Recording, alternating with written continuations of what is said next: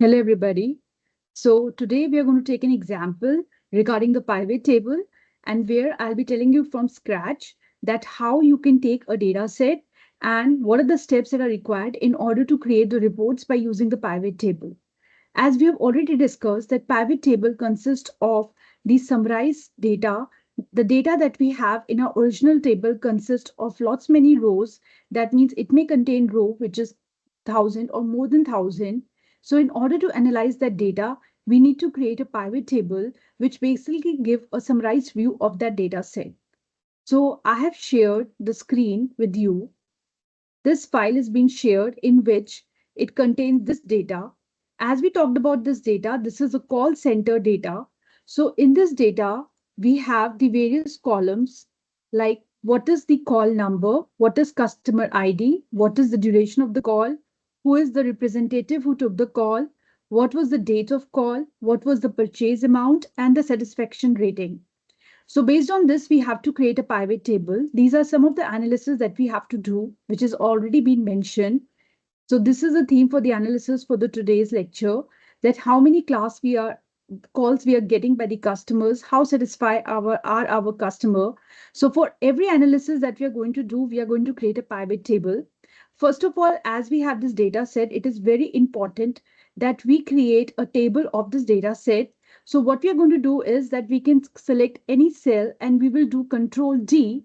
So after this, you can say that a table will be created which will contain headers, right? Now you can go to table design and you can also make this table into different table style and you can enhance it in case if you require to make it more better. So what we can do over here is that now there are two ways to create the pivot table. Either you can go to summarize with pivot table over here, or you can go to insert and there you can do insert the pivot table. So here by default, the name of the table is table one. So we have to give a different name of the table. So let's say the table name that I'm giving is a call center table. After that, we basically will use the summarize with pivot table over here, and we will create a pivot table. So once we do this, it asks you in a dialog box that selects the table or the range. As you can see over here, that we have already given the name of the table, so there's no need to select the range over here. Simply the name of the table will appear over here. So we just have to, in case if the name of the table do not appear, we have to make sure that we have to give a range from the first cell to the last cell of the table. But since we have already provided with the name of the table, so we have to just make sure that the name of the table appear over here. Then it will be that whether we want the pivot table to appear in a new worksheet or in the existing worksheet. So by default, new worksheet is selected. So we will go exactly the way it is. Then we will do OK. So now we will get the pivot table in a new worksheet. And we can see that this is a grid area over here on which you will get your output. As you can see on the right hand side, there are various fields over here. So a pivot table field is divided into two parts. The first is the field area, which contains all the columns. So as you can see in your data, call number, customer ID, duration, representative, date of call, purchase amount, and satisfaction rating are your columns. Similarly, when you will move to sheet 1, which was your pivot table area. So you will see the call number, customer ID, duration, representative, date of call, purchase amount, satisfaction rating. These are all the columns that is of your base table, which is a call center table. Beneath this, you will see drag fields between areas below. So you will see filter, column, rows, and value. This is actually the field area where you need to drag your columns. So filter is used. This is a very important part of the pivot table, and it is where you need to work for creating the pivot table. So what is a filter over here? In case if you want to filter your data according to a particular value, you can do that. Rows is when you get your data in a form of a row. Column is representing a data in the form of the column. And value field is a field where you basically summarize your data. So when you summarize your data, you want your data in form of like you want to get the sum of your data, or you want to get an average of the column, or you want to get the maximum or minimum, so that you do in the values field. So this is a significance, but as we will do every analysis one by one, you'll try to understand that how we can use these field and how easy it is to create a pivot table and further create a pivot chart. And as you are going to create a pivot table and a pivot chart, they are all both linked to each other. So as your table changes, your pivot chart will also change accordingly. So now let's go to the first analysis.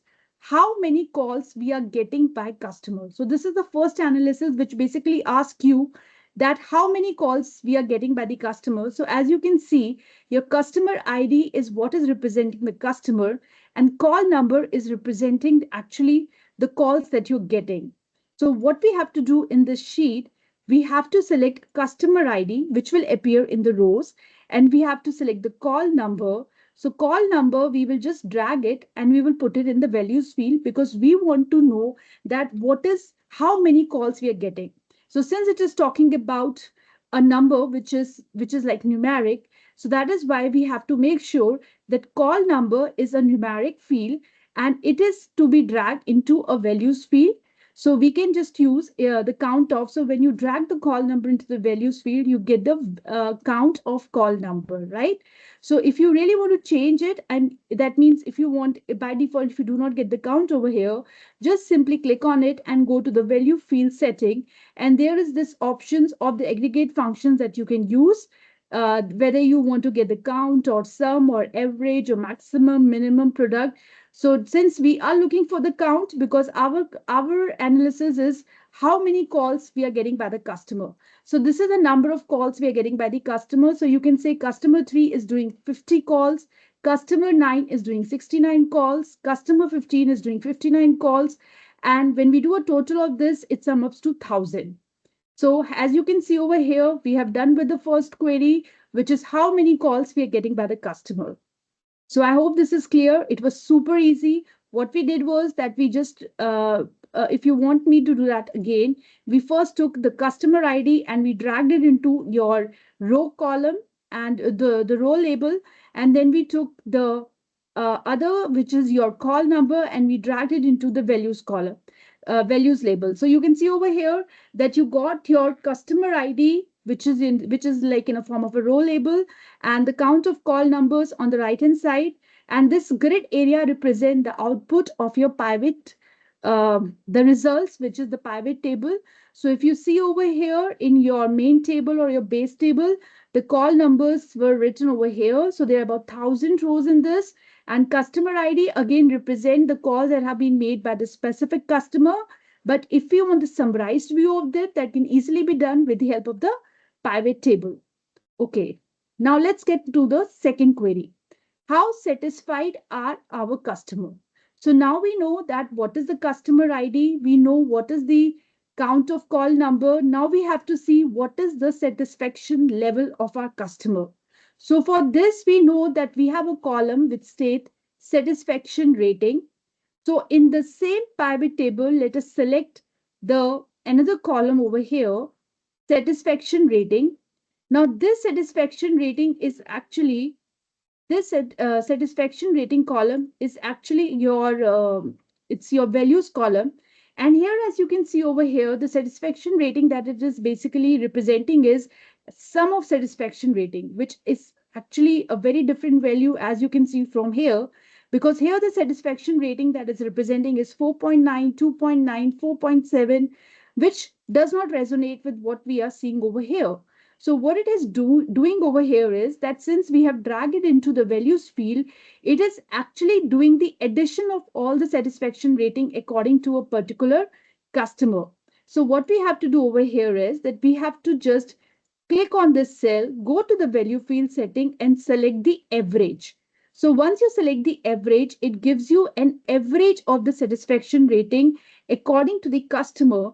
Now you see over here, you see this number, which is 3.830769231, which is a lot of decimal places. So it does not actually give you a result in a right way. What we can do is that we can change it. So we have to right click on the cell, and then we have to go to the number format. In this, we have to take a number, and in this, we have to represent it decimal places 1 and do OK. So now you get your answer much better, a satisfaction rating of 3.8 for customer first, for second customer satisfaction rating of 4.0, 4.1, and for your 13th customer, there is satisfaction rating of 3.8. So as you can see over here, that since I have clicked somewhere on other cell, the right hand side of my pivot table disappear. So there's just a word of caution for you that in this case, when you're working with a pivot table and something like this happen, then there's nothing to worry. What you can do is that in case if the right hand side area of your table disappears, that means that you are not in the area where you get your result. So to bring it back, you just have to click on this area. So once you click on this area, you will get back your pivot table fields area. So there's nothing to worry. Just when you select outside this area, the pivot table field area disappear. So when you click back on it, you will again see the pivot table field area over here. So here we have done the two queries. First, we have done how many calls the customers are getting. And secondly, we have done how satisfied are our customer. Now, the third query or the third analysis that we have to do is who are our top 10 customers? So we have to see that who are the top 10 customers. So as you go over here, for this, we have to select the customer ID where we talk about that these are the customers. And depending upon the purchase amount, we have to see that what that who are our top 10 customers are. So let us complete this sheet as answer 1 and 2 because these are the answer the first the first two analysis. So let us do this. Now again we are going to select the table and then we will now go to insert and pivot table. Again it will ask us that whether we want it in a new worksheet or the existing worksheet. So we will select the new worksheet and click on OK.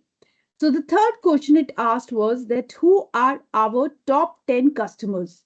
So for this, as we talked about in data, that we require the customer ID and the purchase amount. So we are going to take the customer ID and the purchase amount. The customer ID will be taken in your row label and the purchase amount will go into your values field. So as you can see over here, the purchase amount here is in dollar, but you can see over here that here it is not appearing as such. So what we can do is we can right click on this cell and then we can go to the number format. Here we can go to the currency and we can make the currency appear in dollars with decimal places as 0. We will just click on the OK and this is what we get as the sum of the purchase amount over here. So here we have our total 15 customer, but from this we just want to know that what are our top 10 customers. So for this we are going to click on this cell and once clicking on this cell we'll just right click on it. So here it is going to ask you that what our top 10 customers are. So we are just going to select the top 10 customer by going to the filter option. And in this filter option, we have a top 10 field over here. So we will just click on it. And then it is going to give a dialog box where it will ask you the top 10 customers based upon the sum of the purchase amount. We will click on OK. And these are the top 10 customers that appear over here. Now, if we have to arrange it in the ascending order, according to the purchasing amount, we will just select on this cell, just right click on it. And then again, it is going to ask you that whether you have to summarize your field or you have to sort your field. So we will sort it from the largest to the smallest. So this will tell you that our customer 5 is actually the top customer. In case if you want to see the result according to the representative, that means here you can see the fourth query that we talked about, top 10 customers for a specific representative. So here you can see that we have our top 10 customers according to the purchasing amount over here. But suppose if we want to see the top 10 customer for a particular representative, which keeps on changing, because this is in general, we have the top 10 customer according to the purchasing amount, but for the representative, it will keep on changing. So for this, what we can do is that we can basically take the representative field and we can put it inside the filter option.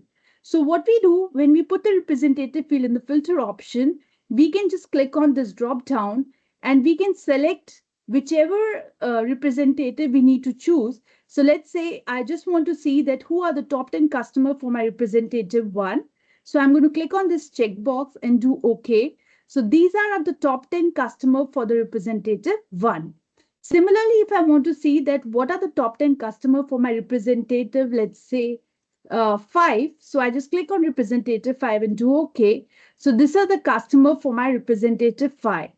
In case if I want to see that what are the top 10 customer for my representative 2 and my representative 3. So in that I can select the two check boxes together and click on OK. So then it is going to give me in combination that I have selected two check boxes that what are my top 10 customer for my representative 2 and my representative 3.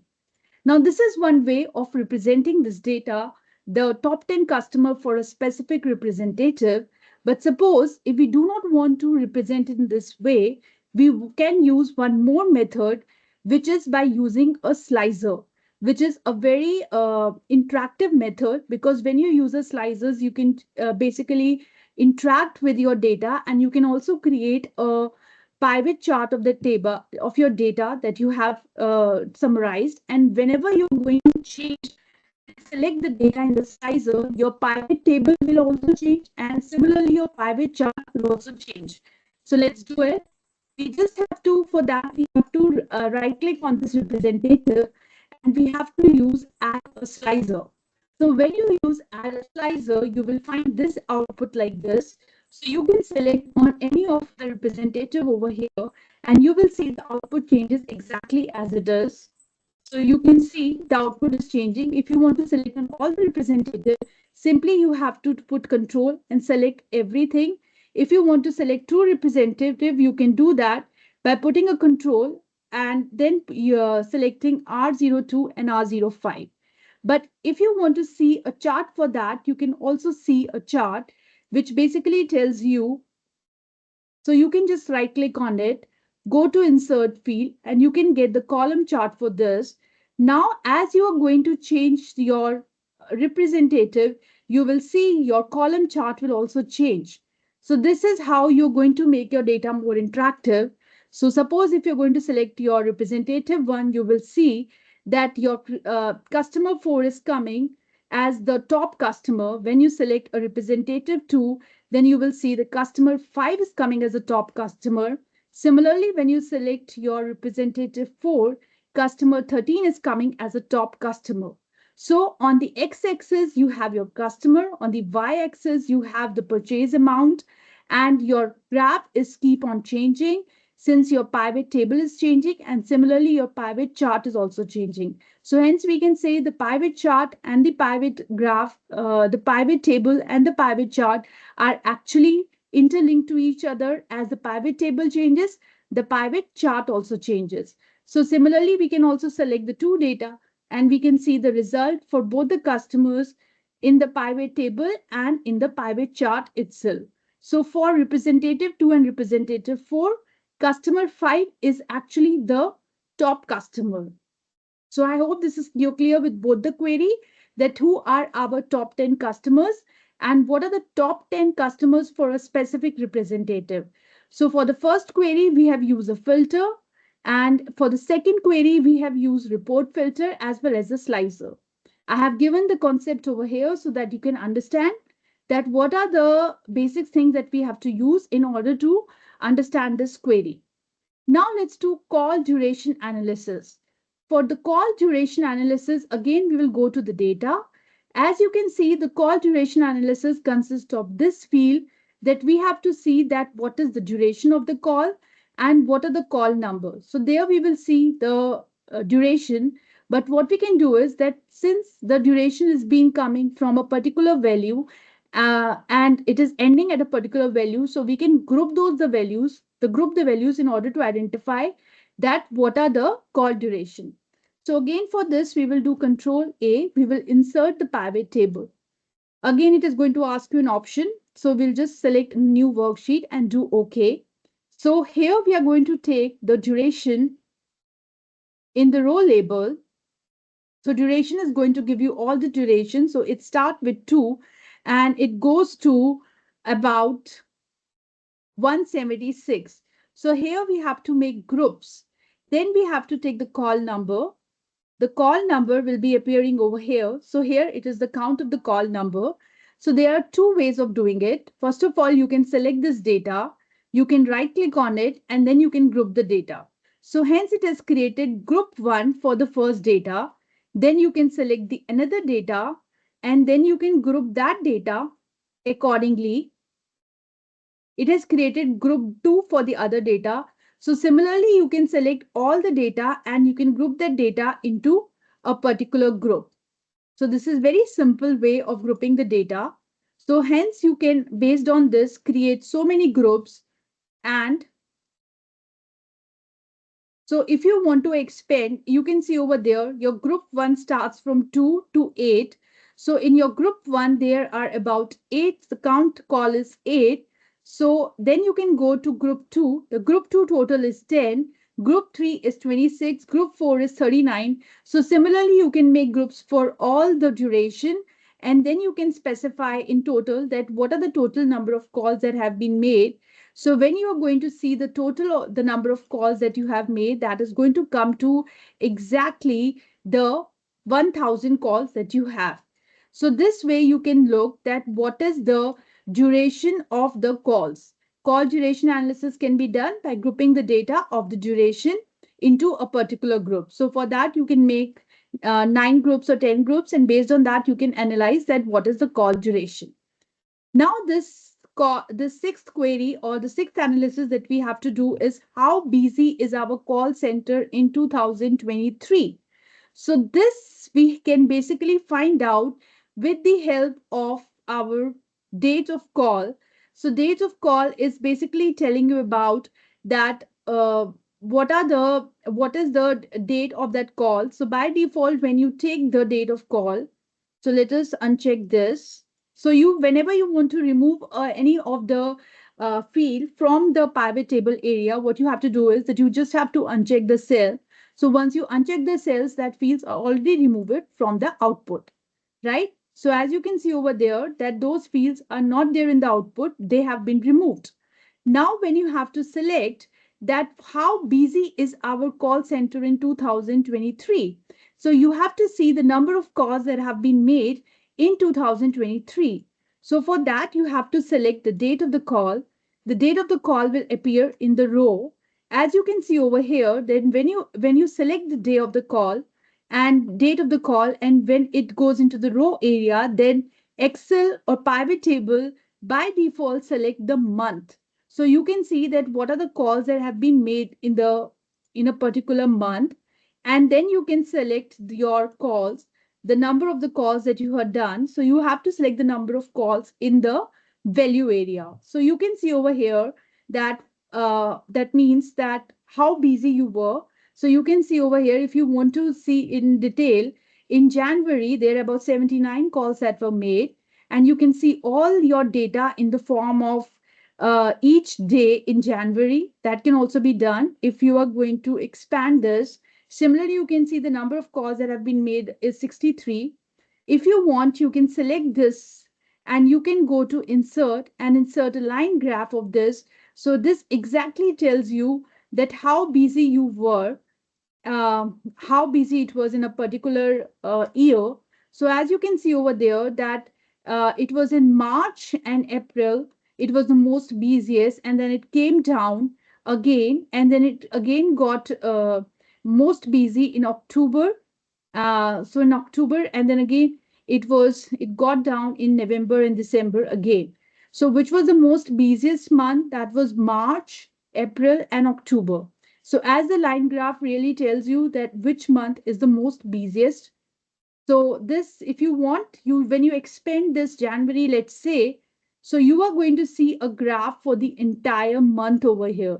Similarly, you can see when you expand, let's say, April. So April is actually the busiest month, one of the busiest month. So you will say the graph for the whole of the April month.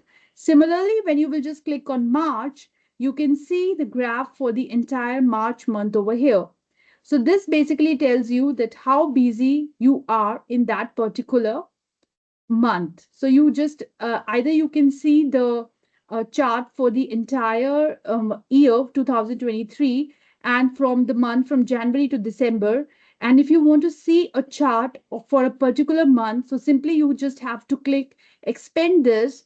And when you expand, you can simply see the chart for that particular month in detail. So let's see, this is your complete chart for the year, and you can easily see that how busy was your call center in 2023. Now, year to date sales analysis, right? So what is year to date sales analysis? So it is about talking about the financial year. So for this, what we have to do is that we have to take a financial year, which is your FY, and you have to add this into your table. So for this, you have to apply a formula for finding out the financial year. So here we have put a formula that suppose if your financial year is less than equal to 6, then it is taken as 2023. And if your financial year is greater than 6, then it is taken a financial year of 2024.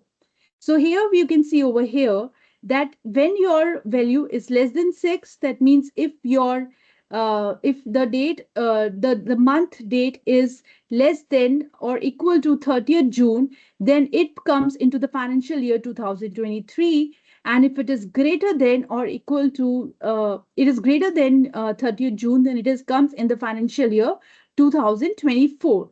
So what we are going to do over here is we have to see what is the year to date sales analysis. For this, we have to select financial year over here and we have to update the table over here. That means we have to make sure that we have to refresh the data in order to make that this financial year also appear in this. So as you can see, you can right click on this and you can put refresh over here. Just click on refresh. So financial year, which is added to your base table, will also appear in your sheet area.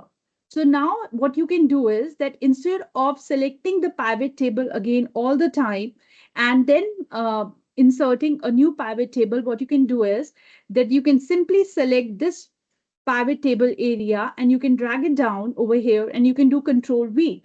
So what you can do over here is you can simply uncheck the cells that you do not want and you can see that what is the financial year. So you want to see that what is the result, that how what is the year to date sales analysis.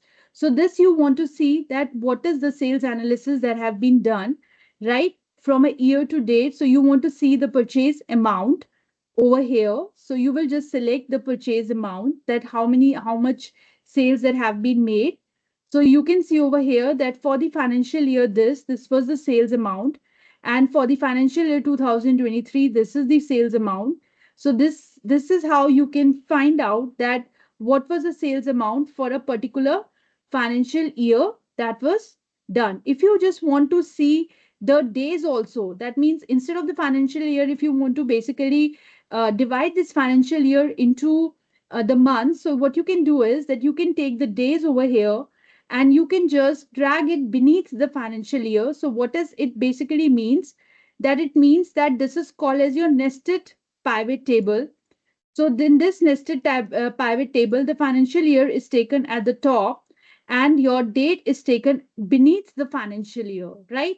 So you can see over here, this is called as a nested pivot table. When you put one field inside the rows column, rows label, and when you put another field beneath that particular row label, right?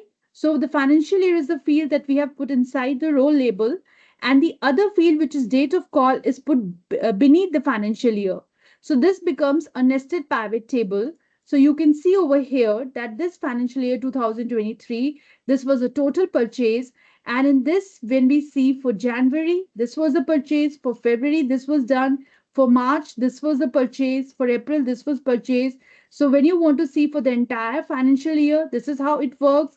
And if you want to go in detail, you can drill down and you can see that what is the purchases for January, February, March, April. If you further want to drill down further, you can just click on this and you can expand it so you can see that what is the purchase for the individual days for January 1st, 2nd, 3rd, 4th, for the entire January, what is the purchase.